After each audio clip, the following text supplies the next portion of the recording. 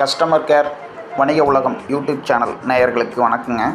நம்ம என்னதான் நகர வாழ்க்கையை வாழ்ந்துகிட்டு இருந்தாலும் அந்த கிராமத்து வாழ்க்கை நம்ம மனசில் ஓரமாக ஏங்கிக்கிட்டு தான் இருக்குதுங்கிறது எல்லாத்துக்குமே தெரியும்.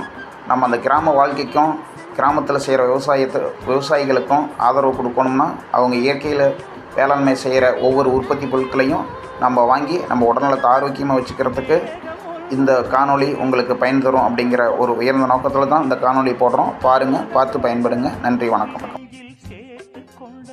எல்லாருக்கும் வணக்கங்க. போன வருஷம் நம்ம தங்கச்சி தோட்டத்தில் மஞ்சள் சாகுபடி செஞ்சுருந்தோம். எந்த ஒரு செயற்கை ரசாயனங்களும் பயன்படுத்தாமல் அடியுரமாக பார்த்திங்கன்னா ஆட்டு மாட்டு எருக்கள், கிழங்கு நல்லா ஊடுருவி வைக்கணுன்றதுக்காக ஜீவாமிர்தம், வளர்ச்சி ஊட்டியாக மீன் அமிலம், பூச்சிக்கொல்லி, அக்னி அஸ்திரம் இதெல்லாம் தெளித்து மஞ்சளை ஒரு வருஷத்துக்கு அப்புறம் வெட்டி கொப்பரையில் வீட்டு முறையில் அவிச்சு அரைத்தீட்டல் பண்ணி சமைக்கிறதுக்கு பயன்படுத்துகிற மஞ்சள் தூளாக ரெடியாக இருக்குங்க. வேணுன்றவங்க இதில் வாட்ஸ்அப் நம்பருக்கு மெசேஜ் பண்ணுங்கள். வணக்கங்க.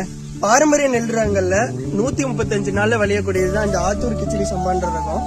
எந்த ஒரு செயற்கை ரசாயனங்களும் பயன்படுத்தாமே பார்த்தீங்கன்னா இதுவும் கிட்டத்தட்ட 5லிருந்து 5.25 அடி வளர்ந்துருக்கு. கிட்டத்தட்ட என் உயரம் வளர்ந்துருக்குங்க. இன்னும் ஒரு 10-15 நாள் இது அறுப்புக்கு தயாராக இருக்கும். விளைச்சலும் பார்த்தீங்கன்னா நல்ல விளைச்சல். கிட்டத்தட்ட விளைச்சலும் பார்த்தீங்கன்னா பாருங்க நல்ல கதிரும். ஒரு 2-3 நேரத்துக்கு தான் நடவு செஞ்சிருந்தோம். ஒரு பயிரிலையும் பார்த்தீங்கன்னா கிட்டத்தட்ட ஒரு 30லிருந்து 45 தூர் கட்டி இருந்தது. அழிஞ்சிட்டு வர பாரம்பரிய நெல் ரகங்கள்ல இந்த ஆத்தூர் கிச்சிலி சம்பவம் ஒன்று. கால்சியம் சத்து குறைபாடு இருக்கிறவங்க இந்த அரிசியை விரும்பி சாப்பிடலாம். அது இல்லாமல் உடல் உழைப்பு கம்மியாக இருக்கிறவங்களும் தினசரி சாப்பாட்டு அரிசியாவே இதை எடுத்துக்கலாங்க. 0.5% தான் தமிழ்நாட்டிலேயே இயற்கை விவசாயம் பண்ணிட்டு இருக்கோம். ஸோ கண்டிப்பாக நீங்களாம் எங்களுக்கு உதவி செஞ்சாதான் இந்த பாரம்பரிய ரகங்களில் நாங்கள் மேலும் மேலும் பயிரிடுறதுக்கு எங்களுக்கு ஒரு ஊக்கமாக இருக்குங்க. நன்றி. இயற்கை விவசாயத்தில் இந்த அளவுக்கு மகசூல் ஈட்ட முடியுன்றதுக்கு நாங்களே ஒரு எடுத்துக்காட்டுங்க. இதுக்கு அடியுரமாக பார்த்தீங்கன்னா பாலிலைகளான வெப்பாலை இலை, எருக்க இலை, பொன்னாவர இலை, துறிஞ்சி இலை, வெள்ளேரி இலை, ஆவார இலை இதெல்லாம் இட்டிருக்கோம். அது இல்லாமல் மக்கிய நாட்டு மாட்டு எருவை 2 டிப்பர் எரு கொட்டி இருக்குங்க. இது இல்லாமல் பஞ்சகவ்யா, ஜீவாமிர்தம், மீன் அமிலம், தேமூர் கரிசல் இதெல்லாம் தெளிச்சிருக்கோம்.